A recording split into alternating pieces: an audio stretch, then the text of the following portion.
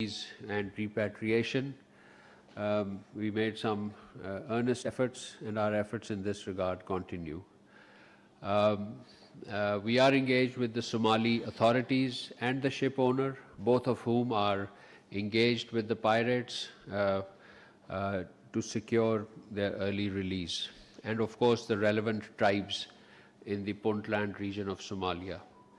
2 days ago, our Deputy Prime Minister, Foreign Minister, Senator Mohammed Ishaq Dar, spoke with the Somali Foreign Minister Abdus Salam Ali to discuss this issue. The Deputy Prime Minister, Foreign Minister conveyed Pakistan's grave concern over the situation and underscored the importance of ensuring an early release and repatriation, safe repatriation of the held individuals.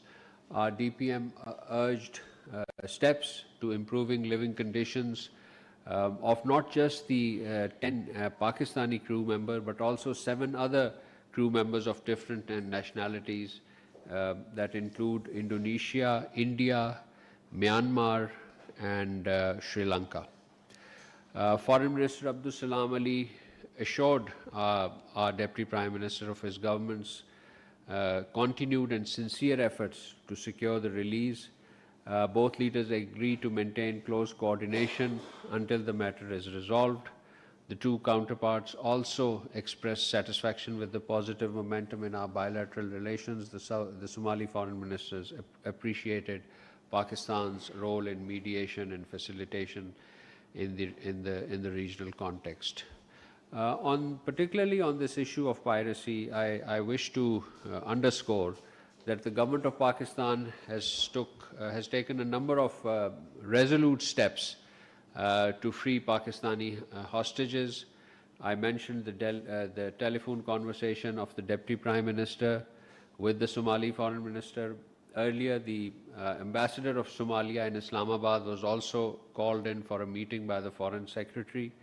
And this issue was raised. They discussed ways and means to secure the release. Pakistani embassy in Mogadishu, in Djibouti, which is accredited to Mogadishu, had sent teams to Mogadishu to discuss this issue. Moreover, early next week, we have been holding interministerial, interdepartmental meetings on this issue. And next week, another important meeting in person is being held here in the Ministry of Foreign Affairs. So this matter remains high on our priority. We feel for the individuals, we feel for the families, but this is a difficult situation. Operationally, it's challenging. These captives are held in a part of Somalia, which is the semi-autonomous Puntland region. There are tribal societies. The pirates belong to a certain tribe. The ship owner belongs to a certain tribe. So these are the intricacies of the society in which this whole discussion is operating. So we urge patience, but of course, we feel for the relatives of these individuals. Moving on to Middle East and the standoff in the Gulf region, Pakistan remained deeply concerned at the situation in the region marked by recent escalation. We appeal to the parties to adhere to the understanding reached on the ceasefire, end hostilities to widen space for dialogue and diplomacy. Pakistan reaffirms its support for the peaceful resolution of all outstanding issues. We are of the view that diplomacy and dialogue should be the guiding principles for achieving negotiated settlement of all contentious issues in accordance with the rights and responsibilities of the relevant parties. Pakistani mediatory and facilitative efforts have endeavored to end hostilities, save lives, and give diplomacy a chance. In this regard, as you know, Minister of Interior was in Tehran this week, where he held important meetings with the Iran's leadership. On 29th May, the Deputy Prime Minister, Foreign Minister, Senator Mohammed Ishaq Dar held meeting with the US Secretary of State, Marco Rubio. Upon his return to Islamabad on 1st June, he held telephone conversations with the Foreign Minister of Iran, Abbas Araghchi, and other foreign ministers of the region. basically engaging on all issues associated with this crisis. Sequentially and following strong advocacy from Pakistan, the US and Israel engaged directly at the summit level on the late night, early morning of the 2nd June Pakistan time. This important telephone conversation at the summit level between US and Israel. And as a result, Israel and Lebanon agreed on a ceasefire, and this ceasefire was possible through the good offices of the United States.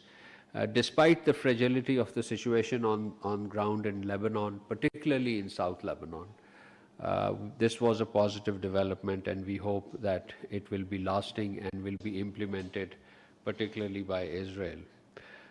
This week, Lebanese Army Chief General Rodolphe Hakel visited Pakistan. He called on Pakistan's Chief of Army Staff and Chief of Defense Forces, Field Marshal Sayyid Asim Munir. You covered the readouts issued by the ISPR on this important development.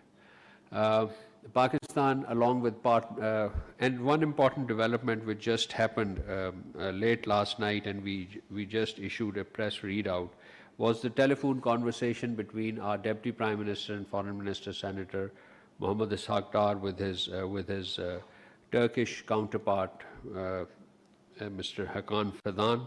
So the two leaders discussed evolving regional situation and underscored importance of dialogue and restraint, and both expressed hope for an early understanding among all parties which would contribute to peace and stability in the region. So, ladies and gentlemen, Pakistan, along with its partners, countries, partners in the region and beyond, continue to undertake constructive diplomatic engagements in supporting de-escalation, ceasefire, and broader pursuit of stability in the region. Our efforts in this regard continue, and indeed we are guided by the spirit of peace diplomacy, as very eloquently articulated by our Prime Minister in his statement, where he said that, quote unquote, "Let us continue to remain on path of peace and diplomacy which have brighter prospects for success instead of violence and destruction," quote unquote, from the Prime Minister of Pakistan, His Excellency Muhammad Shahbaz Sharif.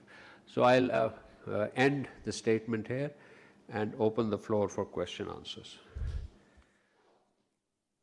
Ji, madam.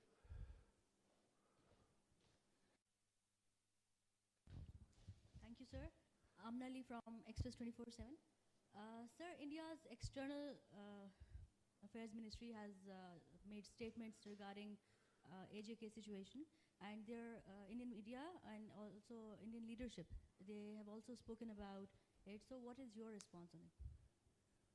Yes, we have seen those statements. We reject India's remarks in their entirety. It's untenable for a state like India, which has consistently denied the people of Jammu and Kashmir their right to self-determination, to claim concerns over the rights of Kashmiris. By making such remarks, India seeks to divert attention from the unresolved status of Jammu and Kashmir and its own abysmal record in the Indian illegally occupied Jammu and Kashmir. We also reject any insinuation of the false equivalence between the situation in Indian illegally occupied Jammu and Kashmir and matters relating to Azad Jammu and Kashmir.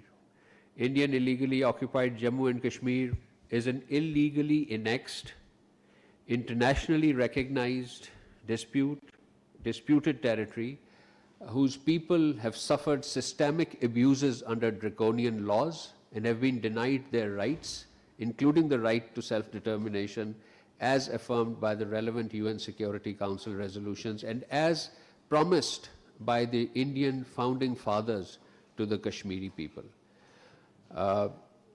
Situation in Azad Jammu and Kashmir, on the contrary, we are addressing issues arising within a democratic and constitutional framework.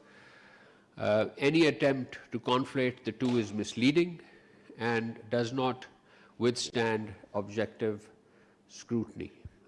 If India sincerely believes that the wishes of the Kashmiri people on both sides of the line of control should prevail and their human rights should be upheld, it must uphold their right to self-determination and agree to holding a free and impartial plebiscite under UN auspices, in accordance with the relevant resolutions of the UN Security Council. Pakistan will continue to support the human rights of Kashmiris, including their inalienable right to self-determination of the people of Jammu and Kashmir, and we'll also support the peaceful resolution of this 8 decades-old disputes in accordance with international law, the relevant UN Security Council resolutions, and the wishes of and aspirations of the Kashmiri people. Thank you.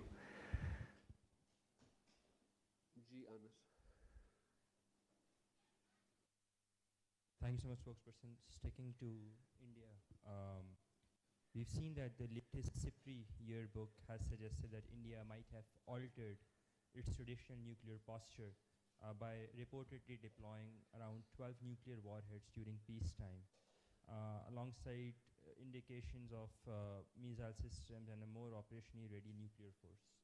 Does Pakistan view this as a destabilizing development for strategic stability in South Asia? Your comments on this. Thank you. Yes, you are quoting from the report of SIPRI, Stockholm International Peace and Research Institute.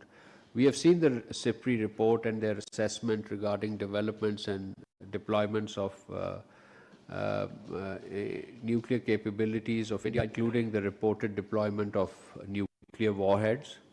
While we do not wish to endorse or lend credence to SIPRI's methodology, its findings nevertheless are not surprising. Pakistan is not surprised by these developments. These findings of SIPRI broadly corroborate concerns that Pakistan has consistently been raising regarding India's continued vertical proliferation. We also believe that open source estimates such as SIPRI may not fully reflect the actual scale of India's nuclear arsenal, which may actually be higher than the existing estimates. Let me just add that not just the nuclear warheads, Pakistan is also cognizant of developments in India's strategic capabilities, including canisterization of the missile systems, the expansion of sea-based nuclear-capable submarines, and the pursuit of increasingly longer range of intercontinental ballistic missile systems that go far beyond the India's periphery, neighborhood, or its legitimate defense needs. These developments enhance operational readiness, complicate crisis stability, and carry implications that extend beyond South Asia with grave consequences for international peace and security. Pakistan does not seek an arms race. We are not interested in arms race and matching warheads or arms and ammunitions by number. However, we remain mindful of the evolving security environment. We will continue to take measures essential for preserving strategic stability and deter any possible India's aggression. Pakistan urges the international community to closely monitor developments and deployments of India's nuclear arsenal that may affect strategic stability in South Asia and undermine peace and security at the regional and global levels. In this regard, the international community, particularly the suppliers of high technologies to India, should understand the implication of advanced technologies and emerging capabilities being incorporated into India's strategic posture with its grave international consequences, as I mentioned, by the development of intercontinental ballistic missiles that threaten far beyond South Asia into the wider world. Thank you.